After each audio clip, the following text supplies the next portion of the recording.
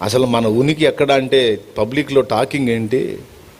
ఊరి వెలుపల పాడుబడ్డ గృహాలలో, బంగళాలలో, భవంతుల్లో, మర్రి చెట్టు తొర్రల్లో, పాడుబడ్డ స్థలాలలో అని చెప్పి జనాలు చెప్పుకుంటున్నారు. ఊరి వెలుపల పాడుబడ్డ స్థలాలలో, మర్రి చెట్టు తొర్రల్లో ఎవడుంటాడరా? మనకు అక్కడ పనే ఉంది. ఒకవేళ అక్కడ ఎవడన్నా గడిపితే ఆల్రెడీ మన ప్రభావం పడ్డోళ్లే గడుపుతారు. పేకాటగాళ్ళు కానీ, ఆ వ్యభిచారపోళ్ళు కానీ, ఆ మందుగాళ్ళు కానీ, వాళ్ళంతా ఆల్రెడీ మన పిల్లలే సంచరిస్తారు అక్కడ. వీళ్ళు ఎలాంటి వాళ్ళు అంటే తెలుసురా మీకు? వాళ్ళు బాగుపడరు. బాగుపడేవాడిని కూడా నాశనం చేయటంలో మంచి నిపుణులు రా, నైపుణ్యం కలిగిన వాళ్ళు. మన డ్యూటీ అవసరం లేదురా, అక్కడ ఆల్రెడీ వాళ్ళు రన్నింగ్లో ఉంటారు. నా పని ఎక్కడో తెలుసా? భూమి మీద దేవుని యొక్క సత్యాన్ని వెల్లడి చేసేటువంటి వ్యక్తుల దగ్గరేరా మన డ్యూటీ. ఈ యేసు వచ్చి ప్రాణం పెట్టిన తర్వాత ఒక గుంపు తయారైంది. మనం ఎన్నో సంవత్సరాలుగా కష్టపడి చెడగొట్టుకున్న మనుషులందరినీ మళ్ళా మంచికి తీసుకెళ్తా ఉన్నారు ఈ గుంపు. కాబట్టి ఇప్పుడు మన పనంతా కూడా ఎక్కడంటే సమాజాల మధ్యలో, అది కూడా ముఖ్యంగా యేసు ప్రభుని నమ్మిన వ్యక్తుల మధ్యలోనే మన పనిరా. యేసును విశ్వసించి యేసు సత్యాన్ని లోకానికి వ్యాప్తి చేయడానికి పూనుకున్నారే వాళ్ళ దగ్గర ఎక్కడ మనకు పని ఉందంటే, మొట్టమొదట క్రైస్తవ సమాజాల మీద మన పని ఉందిరా. కొన్ని ప్రాంతాల్లో అచ్చంగా క్రైస్తవ సమాజాలు ఉంటాయిరా. ఆ సమాజంలో వ్యక్తులందరూ కూడా దాదాపు యేసు ప్రభుని విశ్వసించిన వాళ్ళే. ఎవరో అడపాదడపా వినాయించి దాదాపు అందరూ కూడా యేసు ప్రభుని విశ్వసించిన సమాజాలు కొన్ని ఉన్నాయిరా.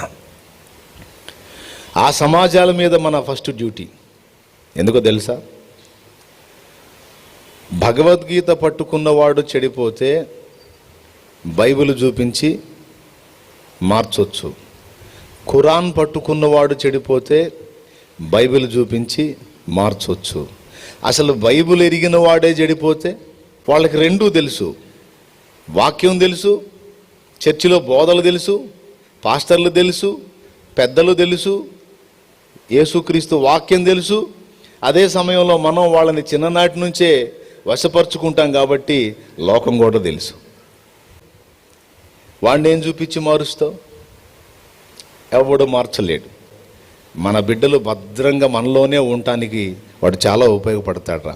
రెండవది, ప్రార్థనా పరుల గృహాలలో, అరే కాస్త ఖాళీ దొరికితే అంత తిని నిద్రపోవద్దు. నిద్రబార్రా, కాస్త ఖాళీ దొరికితే చాలు వెళ్ళి మోకాళ్ళు వేసి హల్లెలూయా స్తోత్రం, హల్లెలూయా స్తోత్రం, హల్లెలూయా స్తోత్రం అని. ఆయన ఏదో కదలకుండా ఉన్నాడు. ఆ కదలకుండా కూర్చుని కదిలిస్తూ ఉంటారు వీళ్ళు పోయి. వీళ్ళు మోకాళ్ళు వేసి హల్లెలూయా స్తోత్రాన్ని మొదలుపెట్టి అయ్యా అది అయ్యా ఇది అంటే ఆయన ఊరుకుంటాడా? వీళ్ళు ఎప్పుడు పిలుస్తారా అని ఆ పెద్ద ఆయన కాసుకొని ఉంటాడు. వీళ్ళు పిలవకపోతే అతనికి కదలడుగా. వీళ్ళు పిలవకుండా అతనికి కదిలితే మనం పోయి గొడవ వేసుకోవచ్చు. ఏమయ్యా వాళ్ళు పిలిచారా, తగుదునమ్మా నువ్వు వస్తున్నావు, నువ్వు వాళ్ళు పిలవలేదుగా, ఎందుకన్నీ నువ్వు భూమి మీద ఇట్లాంటివన్నీ చేస్తున్నావు? వాళ్ళు పిలిస్తేరా, వాళ్ళు పిలిస్తే జోక్యం చేసుకో. వాళ్ళు పిలవకుండా నువ్వు ఎందుకు జోక్యం చేసుకుంటున్నావు భూమి మీద కార్యాల్లో అని మనం తగాదా చేసుకోవచ్చు ఆయనతో. కానీ వీళ్ళు ఊరకుండరా. వీళ్ళు ఒక ముద్ద తిన్న కాడి నుంచి వీళ్ళకి ప్రశాంతత ఉంటే వీళ్ళు మోకాళ్ళు వేసి హల్లెలూయా స్తోత్రం, హల్లెలూయా స్తోత్రం అంటూ ఉంటారు. వాళ్ళు ప్రార్థన చేయకుండా జడగొట్టాలరా. కొంతమంది శోధన వెంబడి శోధన వస్తూ ఉంటే ప్రార్థన మీద విసుగొచ్చి మానుకుంటారు. అలాంటి మెంటాలిటీ ఉన్న వాళ్ళకి శోధన మీద శోధన, శోధన మీద శోధన వచ్చేటట్టు చేయాలరా. కొంతమంది ఎన్ని శోధనలు అయినా సరే శోధన ఎక్కువయ్యే కొద్దీ దేవుడికి దగ్గర అవుతుంటారు. ఆ టైపు సైకోలు ఉంటారు కొంతమంది. ఈ సైతానికి మనం సైకోలం అనమాట. వీళ్ళకి శోధన ఎక్కువయ్యే కొద్దీ దేవునికి దగ్గర అవుతూ ఉంటారు. అది కూడా డేంజరు. అట్లాంటి వాళ్ళకి ఎట్లా చేయాలో అట్లా చేయాలి. ఏ గారు వాళ్ళకి ఎట్లా చేయాలంటే వాళ్ళకి శోధనలు పెట్టకూడదు. వాళ్ళకి కావాల్సినవన్నీ సరఫరా చేయాలి. వాళ్ళకి అసలు ఏ నొప్పి తగలకుండా జాగ్రత్త పడాలి. అప్పుడు ఏం చేస్తారంటే శుభ్రంగా తిని హాయిగా నిద్రపోతారా. కొంతమంది ఉంటారు సుఖాన్ని పట్టించుకోరు, శోధనని పట్టించుకోరు. ఇదొక టైపు మైండ్ రో. మరి వాళ్ళని ఎట్లా డీల్ చేయాలన్నా వాళ్ళ టైంని వేరే వ్యక్తుల్ని పంపించి నాశనం చేయాలి. టోటల్గా ఆ వ్యక్తికి ఇక ప్రార్థన చేయాలన్న ఫీల్ పోయిందాకా మీరు జాగ్రత్త పడితే, మీరు వాళ్ళని మాటల్లో పెడితే, చివరికి మాట్లాడి విసిగేసి వెళ్ళి కాసేపు అడ్డం పడదాం, రిలాక్స్ అవుదాం అనిపిస్తుంది. అప్పుడు మనం వెళ్ళిపోవాలి. వాళ్ళలోనే ఉంటారు, వాళ్ళ స్నేహాల్లోనే ఉంటారు, వాళ్ళు కూడా చర్చికే పోతుంటారు. కానీ మన బిడ్డలు, వాళ్ళకి ప్రార్థన అంటే ఇష్టం ఉండదు, వాక్యం అంటే ఇష్టం ఉండదు. పనికి మాలిన పోసుకోలు కబుర్లు ఎన్నన్నా చెప్పు భలే తీయగా వింటారు మన బిడ్డలు వాళ్ళు. కాబట్టి ఏదో బ్యాలెన్స్ తప్పి అందులో పోయారు కానీ మన బిడ్డలు. మూడో డ్యూటీ ఎక్కడో తెలుసా? సేవకుల దగ్గర. మనం డైరెక్ట్గా వాళ్ళని ఇచ్చేయలేరు, వాళ్ళకి భద్రతలు ఉంటాయి, కొంపలు అంటుకుపోతాయి, వెళ్ళిపోతారు పాతాళానికి. మనం వెంటనే వెళ్ళిపోకూడదు. నేను యోధా విషయంలో మీకు మంచి మాదిరి ఇచ్చాను. అసలు ఒక వ్యక్తిని మనం ఎలా ప్రేరేపించాలో, ఆ వ్యక్తిలోకి ఏ టైంలో ప్రవేశించాలో నేనే మీకు మాదిరినిరా. ఫస్ట్ ఏం చేయాలంటే వాళ్ళల్లో శరీర సంబంధమైన తత్వాన్ని రెచ్చగొట్టాలి. తప్పు చేసేటట్టు చేయాలి. తప్పు చేసిన తర్వాత వాని మనసును ప్రేరేపించి, తప్పు చేసావు, నువ్వు దేవునికి పనికిరావు, తప్పు చేసావు, దేవునికి పనికిరావు, తప్పు చేసావు, దేవుడు అసహించుకుంటాడని చెప్పని వాళ్ళలో దేవుని ప్రేమ పట్ల అనుమానం, అపనమ్మిక, అవిశ్వాసం పుట్టించాలరా. ఇది అందరికీ ఉపయోగపడిద్దిరో, సేవకులకే కాదు, విశ్వాసులు కూడా పనికొచ్చింది, పరిచారకులకు ఇంకా బాగా పనికొచ్చింది. వాడి మనసునే కృంగదీయాలి. ఇంకా నువ్వు పనికిరావు, నువ్వు అయోగ్యుడివి, దేవుడు నిన్ను ఒప్పుకోడు, నువ్వు ఇంత నీచమైన మనస్తత్వం కలిగిన వ్యక్తివి, నీ ఆలోచనలు సరైనవి కావు, నీ తలంపులు సరైనవి కావు, నీ ప్రవర్తన దేవుని ముందు సరైనది కాదు అని మనమే మాట్లాడాలి. అవసరమైతే 4 దయ్యాలను అదనంగా పిలుచుకో, ఫోన్ చేసి పిలుచుకో, వచ్చేస్తాయి.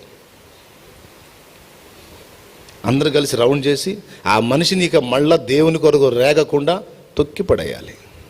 వాడు ఎంత బాగా ఆ విషయాల్లో రేపబడుతుంటే అంత బాగా మనకు లైన్ క్లియర్ అవుతూ ఉంటుంది.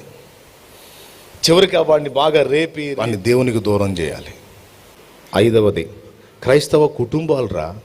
క్రైస్తవ కుటుంబాల్లో తరచుగా గొడవలు జరిగేటట్టు చేయాలరా, అనైక్యత తీసుకొని రావాలరా. భార్యాభర్తల మధ్య, తల్లి పిల్లల మధ్య కలతలు వచ్చేటట్టు జాగ్రత్త తీసుకోవాలరా. అహాన్ని రెచ్చగొట్టాలరా. ఎవరి వాళ్ళకి అహాన్ని రెచ్చగొట్టాలి. అందరూ ఆదివారం చర్చికి వెళ్ళి ప్రశాంతంగా చక్కగా వాక్యం వినకుండా ఫ్యామిలీలో ఎవరో ఒకళ్ళు చర్చికి రాకుండా జడగొట్టాలరా.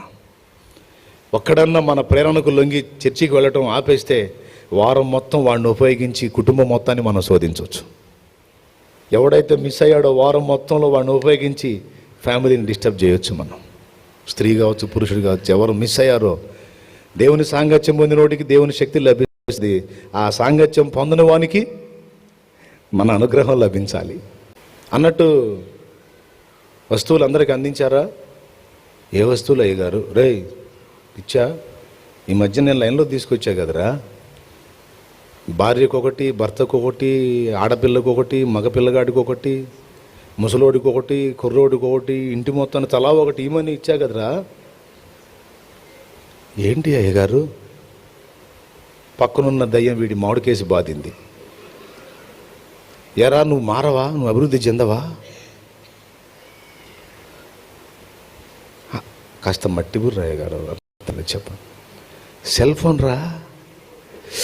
ఓ ఇప్పుడు అది అమల్లో పెట్టినాకనే కదా చాలామంది ప్రార్థన ఆగిపోయింది. అది అమల్లో పెట్టినాకే కదా చాలామంది వాక్యం చదవటం మానేసింది. అసలు అయ్యగారు నిజంగా అది చూసినప్పుడు అయ్యగారు మీరు సూపర్ అనిపిస్తుంది అయ్యగారు. ఏంది అయ్యగారు ఎన్ని చెప్పినా ఊరక ఈ ఏళ్ళ మధ్యలోనే చెబుతున్నారు డ్యూటీలన్నీ. మరి మిగిలిన వాళ్ళ సంగతి ఏంది? అది వాళ్ళ గురించి చింత లేదురా బాబు. వాళ్ళు ఎక్కడికి పోతారు? వాళ్ళందరినీ మన గుప్పెట్లో పెట్టుకొని బంధించున్నాం. వాళ్ళని విడిపించడానికి వీళ్ళు పూనుకున్నారు కాబట్టి మన టార్గెట్ వీళ్ళు. మనం ఎవరినైతే వశపరుచుకొని బంధించి అక్కడ పడేసామో వాళ్ళని కాపాడటానికి ప్రయత్నిస్తారు కనుక మన శత్రువులు వీళ్ళు. కాబట్టి వీళ్ళని నాశనం చేయాలి ముందు. లేకపోతే చూస్తానే 10లు 100లు అయ్యారు, 100లు 1000 అయ్యారు, 1000 లక్షలు అయ్యారు, లక్షల కోట్లు అయ్యారు. ఎన్ని రకాలుగా అడ్డుకోవడానికి ప్రయత్నించినా సాధ్యం కాలేదురా. వ్యాపిస్తూనే ఉన్నారు. అందుకే ఎత్తుగళ్ళు జాగ్రత్తగా ఆచితూచి వేయాల్సి వచ్చింది వీళ్ళని పాడు చేయడానికి. అరే వీళ్ళని వదిలేమంటే సమాజం మొత్తాన్ని మారుస్తారా? చివరికి మనం నరకానికి ఈడ్చుకెళ్ళటానికి ఎవడో దొరకడరా మనకి? మన తెలివి గురించి మనం ఎంత ఆనందపడుతున్నామా? నాకంటే మనందరికంటే కూడా పెద్ద మేధావిరా పెద్ద ఆయన. ఫస్ట్ నుంచి చూస్తున్నాను రా, గెలిచానులే అనుకుంటున్నా, ఫైనల్లో చూస్తే ఓటమి పాలే అవుతున్నాను రా. వీడియో నచ్చినట్లయితే ఇలాంటి వీడియోస్ ఇంకా మీరు మిస్ అవ్వకుండా ఉంటారండి. అయితే ఖచ్చితంగా లైక్ చేయండి. అండ్ లైక్ చేసిన తర్వాత కింద మీకు సబ్స్క్రైబ్ బటన్ ఉంటుంది, దాని మీద క్లిక్ చేసి సబ్స్క్రైబ్ చేసుకొని పక్కనే బెల్ ఐకాన్ వస్తుంది, ఆల్లో పెట్టుకోండి. అప్పుడు నేను ఏ వీడియో చేసినా కానీ వెంటనే మీకు నోటిఫికేషన్స్ వస్తాయి. దాని మీద క్లిక్ చేసి మీరు ఆ వీడియో చూడొచ్చు.